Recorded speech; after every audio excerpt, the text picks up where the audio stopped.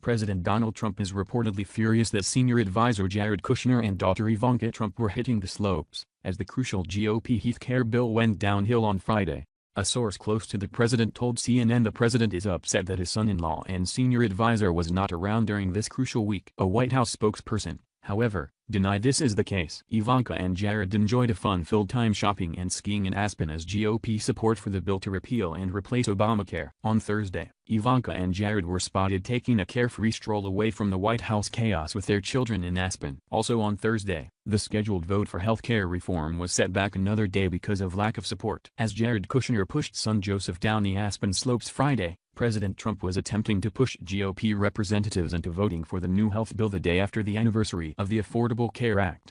Speaker Paul Ryan pulled the collapsing bill from the House floor on Friday. During his campaign, Trump promised to repeal the bill on day one of his presidency. Shortly after the vote was called off, a resigned House Speaker Paul Ryan told reporters that Obamacare was still the law of the land. It's going to remain the law of the land until it's replaced. Although it was GOP infighting that caused the legislative crisis, the president predicted that Obamacare will ultimately crash and burn, forcing Democrats to come crawling to the White House for his help in crafting a workable replacement when it explodes, which it will soon. The losers are Nancy Pelosi and Chuck Schumer, Trump claimed, naming the Democratic Party's leaders in the House and Senate, because now they own Obamacare. They own it. 100% own it. They have Obamacare for a little while longer until it ceases to exist, which it will at some point in the near future. And just remember, Trump warned, this is not our bill. This is their bill. Now when they all become the civilized and get together and try to work out a great health care bill for the people of this country, we're open to it. The bill would have changed the Obamacare provision which forced health insurance providers to cover maternity and mental health services. The states also would have been allowed to decide which of Obamacare's essential benefits insurers would have to provide. Fox News host Shep Smith on Friday torched the Republican Party's failure to pass the American Health Care Act, noting the GOP has been screaming about repealing and replacing Obamacare for 7 years and still could not come up with a solution.